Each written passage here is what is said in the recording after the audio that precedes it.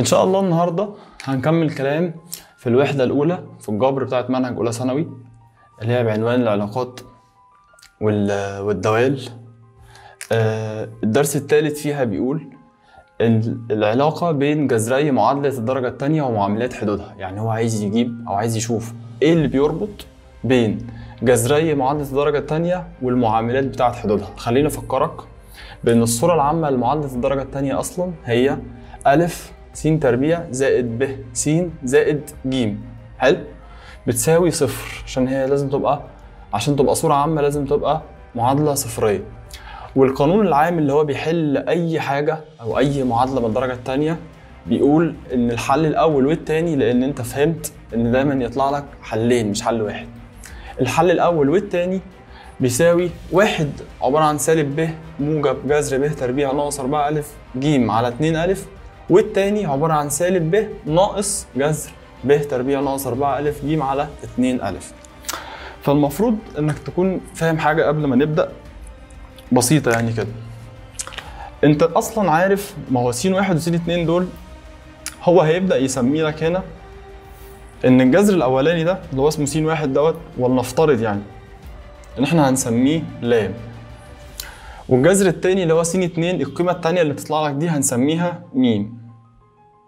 فالمفروض ان الجذرين عندك لام وميم دول انت من الاول اصلا من زمان، من اول ما انت خدت القانون العام بتعرف تجيب علاقة الجذر الاول لوحده اللي هو اسمه س واحد او لام مش فارقة، اللي هو عبارة عن سالب ب موجب او سالب جذر ب تربيع ناقص 4 أ ج على 2 أ. يعني ممكن تجيب الجذر الاول مجرد انك تكون عارف المعاملات بتاعت معادلة الدرجة الثانية اللي هي الألف والب والجيم، القيم اللي انت بتحتاج تعوض بيها جوه القانون العام. وكمان عارف علاقة الجذر الثاني بالمعاملات اللي هو نفس القانون بس ايه مرة سالب، يعني سالب ب سالب جذر ب تربيع ناقص 4 أ ج على 2 أ. الدرس هنا بقى عايز يعمل ايه؟ عايز يشوف العلاقة بين اللام والميم مع بعض، يعني عايز حاجة تكون جمعاهم مع بعض، مش اللام لوحده وعلاقته بالمعاملات والميم لوحده وعلاقته بالمعاملات، لا اللام والميم مع بعض علاقتهم ايه؟ بالمعاملات اللي هي الألف والب والجيم. عشان كده العنوان بتاع الدرس العلاقة بين جذري معادلة الدرجة الثانية مع بعض، الجذرين مع بعض ومعاملات حدودها اللي هي الألف والب والجيم. فخليني أقول لك إيه؟ تعالى نفصل الجذرين دول. يعني مثلا المفروض إن الجذر الأول هو اسمه إيه دلوقتي؟ سميناه مثلا لام، هيساوي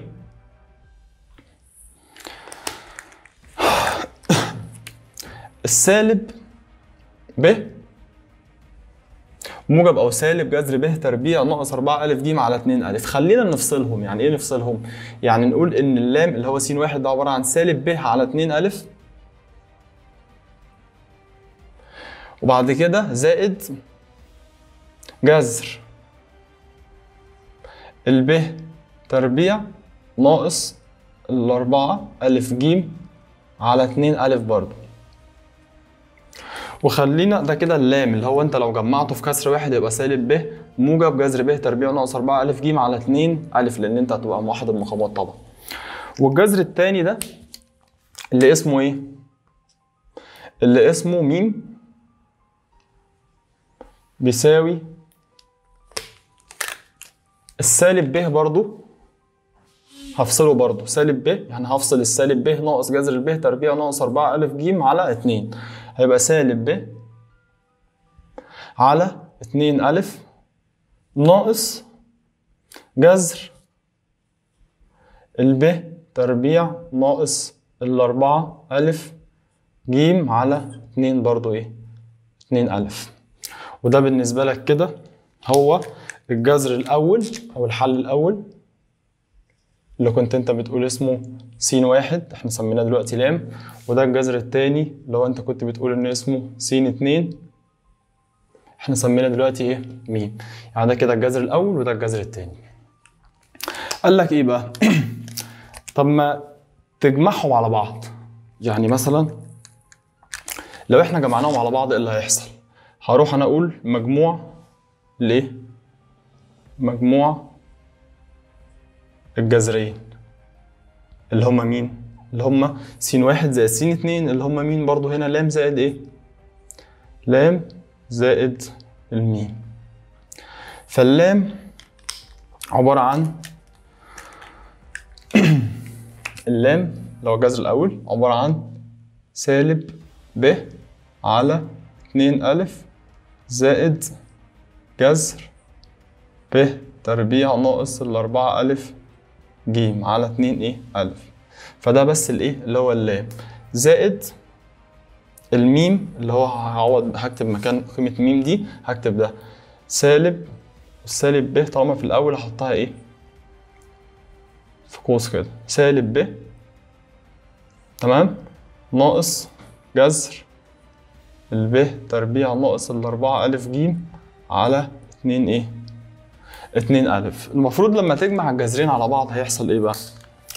ده سالب ب على 2 ألف وده سالب في موجب بسالب، فده برضو سالب ب على 2 ألف، يعني حتى الآن كده هيطلع لك سالب 2 لأن سالب ب على 2 ألف وسالب 2 وسالب ب على 2 ألف يبقى سالب 2 ب على 2 ألف.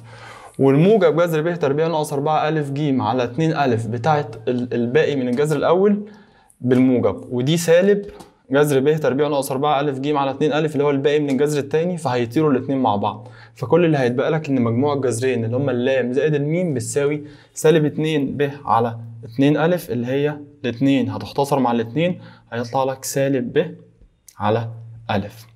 يعني أنت كده عرفت علاقة بتربط بين الجذرين عشان ده العنوان أصلا. الجذرين هما لام وميم والمعاملات، يعني مجموع الجذرين بيساوي السالب ب على الألف. تعال نروح برضو نضرب الجذرين، نقول حاصل ضرب الايه الجذرين، يعني عايزين نضرب اللام في الايه الميم. عشان نضرب اللام في الميم فاحنا هنحط ايه بقى؟ هنحط الجذر الاولاني اللي هو عباره عن ايه؟ سالب ب، وهحطه برضو متفرد نفس القصه، سالب ب على 2 ألف زائد جذر ب تربيع ناقص 4 ألف ج على 2 ألف. ده الجذر الأولاني اللي هو كام؟ اللام، عايز تضربه فيه الميم. قيمة الميم بكام؟ بسالب ب على 2 ألف ناقص جذر ب تربيع ناقص 4 ألف ج على ايه؟ على 2 ألف.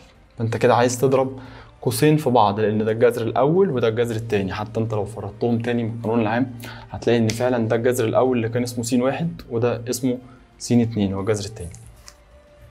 فكل اللي هنعمله دلوقتي ان احنا هنضرب، بس عشان الضرب ده يتم بشكل صح فده قوسين، فدي خاصيه اسمها distributive property، خاصيه التوزيع. بما ان انت عندك قوس في حدين وقوس في حدين فانت محتاج توزع، بمعنى انك هتضرب الاول اللي هو السالب ب على 2 ألف هتقوم ضربه في السالب ب على 2 ألف بتاع القوس الأول دي مرة، وبعد كده تضرب السالب ب على 2 ألف في الإيه؟ في الجذر ب تربيع ناقص 4 ألف ج على 2 ألف اللي هي دي البارت ده، وهكذا الضرب العادي. يعني أكيد أنت عارف، يعني أنت خلاص يعني كبرت على الكلام ده أعتقد يعني.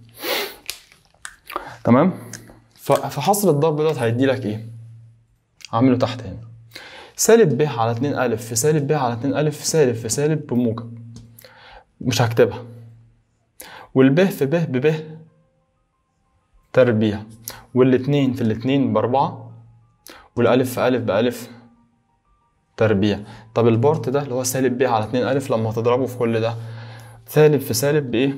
بموجب، هيطلع موجب ده في ده، يعني هيطلع موجب ب، خلاص بقى ضربت سالب في سالب بموجب، يطلع لك ب على 2 ألف مضروبة في ايه؟ في جذر ب تربيع ناقص 4 ألف ج. انا مش هفك، هسيبها زي ما هي على 2 ايه؟ ألف.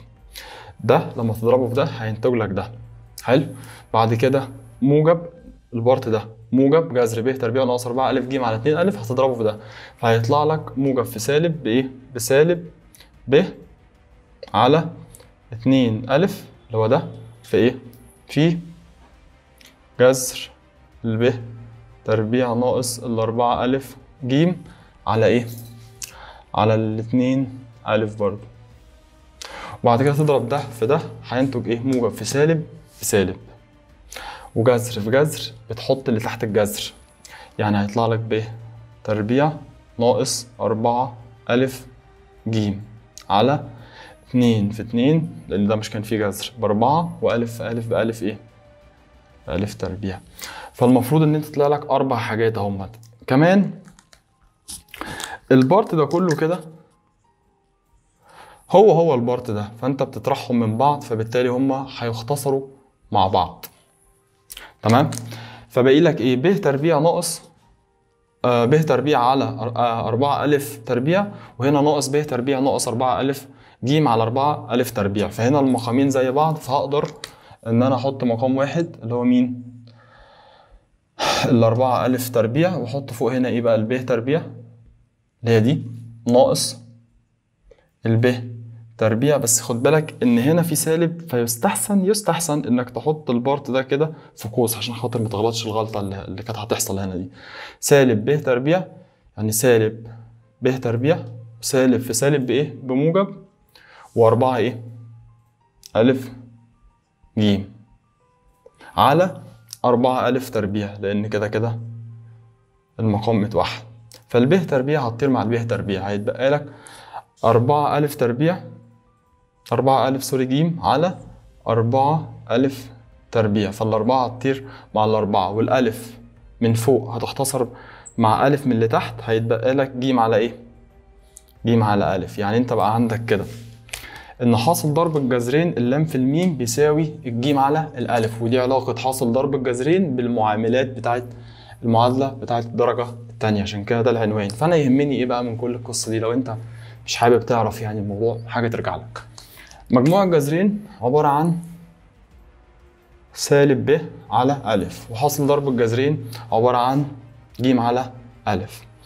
ببساطة يعني عشان تفهم حاجات كتير جدا في الدرس ده وفي الدرس الجاي كمان، يعني لو انت قدرت انك تحط صورة للمعادلة بتاعة الدرجة التانية فيها سالب ب على ألف كمعامل لحاجة وج على ألف كمعامل لحاجة تانية، يبقى انت كده تقدر ببسطة واحدة تعرف مجموع الجذرين وتعرف حاصل ضرب الجذرين.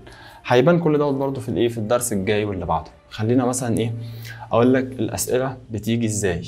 فانت ملخص الحدوته يعني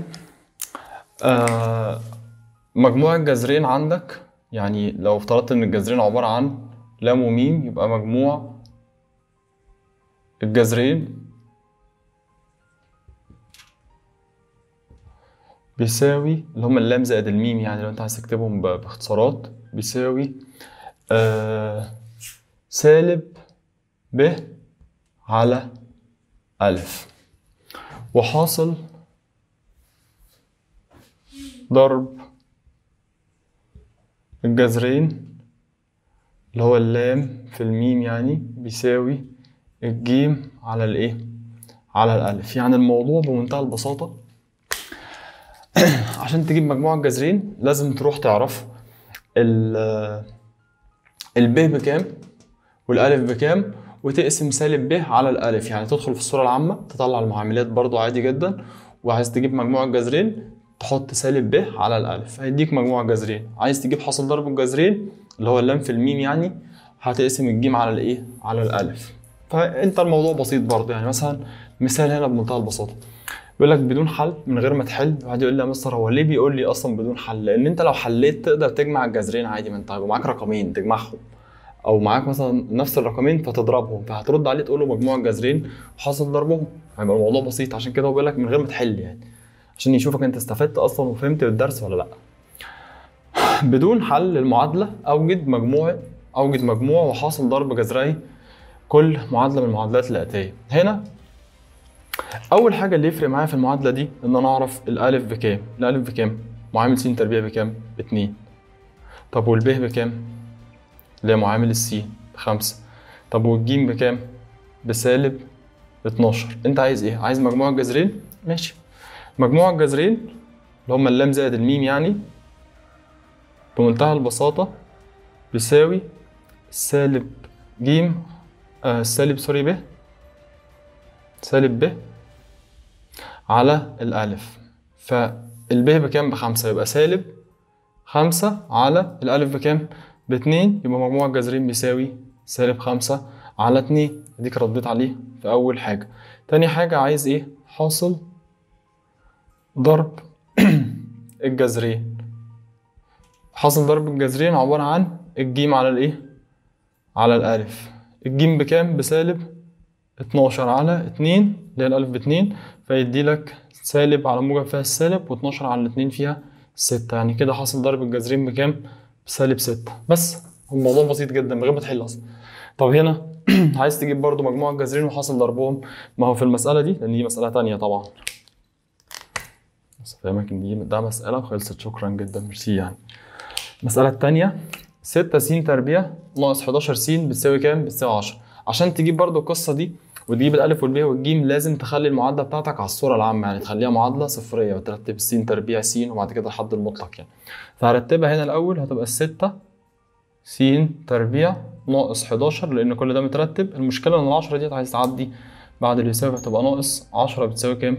بتساوي 0. عشان أعرف من هنا وأنا مطمن يعني إن الألف ب6 وإن الب بسالب 11 وإن الجيم بكام؟ بسالب 10. عشان اجي ارد عليه اقول له انت عايز ايه يا باشا؟ قال لك عايز مجموع الجذرين. ماشي، مجموع الجذرين بيساوي السالب ب على الالف. يعني السالب ب اللي هي كام؟ فين الب؟ اصلا في سالب والب نفسها بسالب 11، فهتطلع 11 والالف بكام؟ ب6، يعني سالب في سالب بموجب، يبقى كده في البسط في 11 على كام؟ على 6. طب حاصل ضرب الجذرين، حاصل ضرب الجذرين في المعادلة اللي تحت بيساوي الجيم على الألف. حاصل ضرب الجذرين هو الجيم على الألف. فكده عندك الجيم بسالب 10 والألف بكام؟ ب6. عايز تختصر أكتر على الاتنين فيها ال3 على الاتنين فيها ال5، هتطلع سالب 5 على كام؟ على ال3. وده بيمثل إيه؟ حاصل ضرب الجذرين. خلي بالك إن حاصل ضرب الجذرين ومجموعهم دول حاجة مهمة جدا جدا جدا. هفهمك أكتر ليه في الدرس الجاي، هو يفهمك الموضوع ده أكتر. يعني عايز نقوله مثلا هنا، بس يستحسن إن احنا نأجل كل حاجة في وقتها أحسن يعني. ده مثال بمنتهى البساطة. هو أصلا حتى أفكاره في إنه يسأل بسيطة. يعني مثلا هو يا إما يديك معادلة ويقول لك عايز مجموع الجذرين بكام وحاصل ضرب الجذرين بكام، ايا كان بقى، وينعكش لك المعادله شويه، فانت لازم تحطها على الصوره العامه. يا اما يبدا مثلا ايه، يدي لك 2 س تربيع زائد مثلا، يشيل لك ال5 دي تمام ويحط لك كاف ناقص 12 بيساوي 0. المفروض عشان تفهم الموضوع ده اكتر يعني، الصوره العامه هنا اهي، قبل بس ما اروح لمثال 2 ومثال 3. الصوره العامه دي انا لو قسمتها على الف، هيطلع لك ايه؟ هيطلع لك ألف على ألف هتبقى راحت، يتبقى لك هنا س إيه؟ س تربيع زائد الب على إيه؟ الب على ألف س زائد الجيم على إيه؟ على ألف، وصفر على ألف برضو أكيد بكام؟ بصفر، لأن طبعا ألف نفسها مستحيل تساوي صفر، لأن هي عشان تبقى معادلة درجة تانية فلازم الألف دي طبعا ما تساويش كام؟ ما تساويش صفر، مستحيل تساوي صفر طبعا. فبالتالي صفر على ألف اللي هي أيا كان قيمتها ما عدا الصفر هتطلع بصفر أكيد. فيبقى أنت عندك س تربيع زائد ب على ألف س زائد ج على إيه؟ على ألف. الفكرة في إيه كمان؟ إن إحنا قربنا قوي المجموع الجذرين أهو، بس في فرق إشارة هنا. يا ريت دوت بس لو يبقى سالب ب على ألف هتبقى الدنيا تمام، هيبقى دوت أصلا بيمثل لك مجموع الجذرين. وهنا حاصل ضرب الجذرين ده مظبوط، موجب ج على كام؟ على ألف. الفكرة ان انا هاجي عند البارت ده كده لحد ده كده، هبدأ اشوف ان الموجب ده عبارة عن سالب في سالب، وهي طبعا ما بعملش حاجة يعني، لان السالب في سالب بموجب، فانا شايف موجب فهشيله واكتب مكانه سالب في سالب. يعني مثلا هينتج عندك كام؟ س تربيع ناقص ب على ألف، وابقى انا كده حققت مجموع الايه؟ الجذرين. تمام. وهنا س زائد ج على أ بتساوي كام؟ بتساوي صفر. أنا كده حطيت المعادلة التربيعية بتاعتي على صورة تخليني أدخل على سالب معامل س، سالب معامل س يبقى هو ده عبارة عن مجموع الجذرين، ومعامل الحد المطلق اللي هو الحد المطلق نفسه يبقى هو حاصل ضرب الجذرين. يعني كده أقدر أكتب المعادلة س تربيع ناقص مجموع الجذرين، تمام، في س زائد حاصل ضربه بيساوي صفر. عشان المعادلة اللي عندك يبقى س تربيع ناقص يعني مجموع الجذرين يبقى سالب معامل س وحاصل ضربهم يبقى بالحد المطلق، لازم معامل الس تربيع يبقى بواحد. خلي بالك ده حصل اوريدي فعلا هنا لما احنا قسمنا اصلا على أ، يعني احنا ايا كان قيمة أ ده احنا كده كده قسمنا عليه، فلما قسمنا عليه طلع معامل الس تربيع بكام؟ بواحد. لو معامل الس تربيع عندك بواحد وعايز توصل لمجموع الجذرين يبقى مجموع الجذرين بيساوي سالب معامل س، وحاصل ضرب الجذرين بيساوي الحد المطلق بطريقه مباشره، بس الشرط ان المعادله بتاعتك تبقى صفريه وان معامل س تربيع يبقى بواحد. في الحاله دي اكيد سالب معامل س هو مجموع الجذرين والحد المطلق هو حاصل ضرب الجذرين. يعني مثلا في الامثله، مثلا في مثال 2 مثلا بيقول لك اذا كان مجموع جذري المعادله 2 س تربيع ناقص ك س زائد 1 بتساوي صفر. يعني مجموع جذري المعادلة دي، يعني لما حضرتك تحل المعادلة دي وتطلع جذريها هتلاقي مجموعهم بيساوي سالب 3 على 2. إذا كان مجموع جذري المعادلة دي هو سالب 3 على 2، مجموع الجذرين بسالب 3 على 2. فأوجد قيمة ك. قول لي ك بكام؟ المفروض المعادلة بتاعتك اهي، المكان دوت امتى تقول عليه ان هو عبارة عن مجموع الجذرين او سالب معامل س؟ يبقى مجموع الجذرين لما تخلي معامل س تربيع في المعادلة العامة عندك بيساوي واحد. بمعنى يعني انت عندك هنا 2 س تربيع ناقص ك س زائد 1 بتساوي صفر، انا محتاج اخلي الس تربيع ديت الرقم اللي جنبها يعني المعامل اللي هو الالف بواحد، فهقسم المعادلة دي كلها على كام؟ على 2، فهيطلع عندي كام؟ س تربيع ناقص ك على 2 س زائد 1 على ايه؟ على 2 بتساوي كام؟ بتساوي صفر. في الحالة دي بقى مجموع الجذرين بيساوي سالب معامل س، فمجموع الجذرين عبارة عن ك على 2، لأن معامل س أصلا بسالب ك على 2، فمجموع الجذرين عبارة عن سالب معامل س، يعني سالب ك على 2، فيطلع كام؟ ك على كام؟ على 2. طب ما هو قال لك ان مجموع الجذرين دول بيساوي كام؟ سالب 3 على كام؟ سالب 3 على 2. فكل اللي هتعمله انك هتعمل هنا مقص 2 في ك، طبعا انت ممكن تغير الاتنين مع الاتنين بس واحده واحده. 2 في ك في 2 ك بتساوي سالب 3 في كام؟ في 2. هنقسم على الاتنين هيطلع عندك ان الكاف بتساوي كام؟ سالب 3. حلو، بس خد بالك من التريكايه هنا، هو جاب لك المجهول جوه معامل س، فبالتالي ادالك المعلومه بتاعت ان مجموع الجذرين بيساوي قيمه. المساله الثالثه اللي هي السؤال الثالث او المثال الثالث بيقول لك ايه؟ اذا كان حاصل ضرب جذري المعادله دي فمديلك 2 س تربيع ناقص 4 س زائد ك، المجهول اللي هو مديهولك بما ان هو مديلك المعلومه ليها علاقه بحاصل ضرب جذري المعادله، فحاطط لك المجهول في الحد المطلق، لان المفروض برضو انك تخلي معامل س تربيع بواحد، فهتقسم برضو المعادله اللي عندك دي على 2 برضو، فهيطلع لك كام؟ س تربيع ناقص 4 على 2 فيها ال2 س زائد ك على كام؟ على الاتنين بتساوي كام؟ بتساوي صفر. فبالتالي هنا القيمة دي تحديدا عبارة عن حاصل ضرب الجذرين، يبقى حاصل ضرب الجذرين بيساوي ضرب الجذرين بيساوي الكاف على 2 زي ما هي، لو سالب هتاخدها سالب زي ما هي برضه. فهو قال لك ان حاصل ضرب الجذرين ده بيساوي كام؟ 4 وكام؟ 4 ونص. خلي بالك بس من حته ليها علاقه بالحساب اكتر. الاربعة ونص دي يعني ايه 4.5 في السوق؟ لما تمشي مثلا تشتري حاجه في البيت، يعني طلبات البيت، تلاقي مثلا في السوق بيقول لك ب2.5، ده معناه 2 زائد نص. يعني مثلا الاربعة ونص دي عباره عن 4 زائد نص. فالاربعة زائد نص ديت انت روح انت اعملها على حسب براحتك. انا عشان خاطر اجمع القيمتين دول على بعض واحطهم في صوره كسر بسيط لازم ان انا اوحد المقام. فالاربعة دي المفروض ان ليها مقام بواحد. عشان اخلي الواحد دي زي الاتنين فهروح اضرب الكسر ده كله في 2 على 2، فيطلع 2 في 4 ب8 على 2. عايز تجمع عليها 1 على 2، فالمفروض ان الاربعة ونص دول معناهم 9 على 2. يعني كده عندك الكاف على 2 بتساوي 9 على 2. يعني تاخد الكاف على 2 لوحدها كده بتساوي 9 على 2، تعمل مقص برضو يطلع لك ان الاتنين كاف بيساوي 2 في كام؟ في 9. تقسم على الاتنين، 2 مع الاتنين يطلع لك ان الكاف بتساوي كام؟ الكاف بتساوي 9.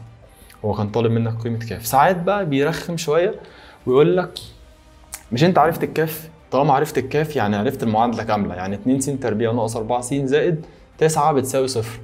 روح هات لي بقى انت الايه؟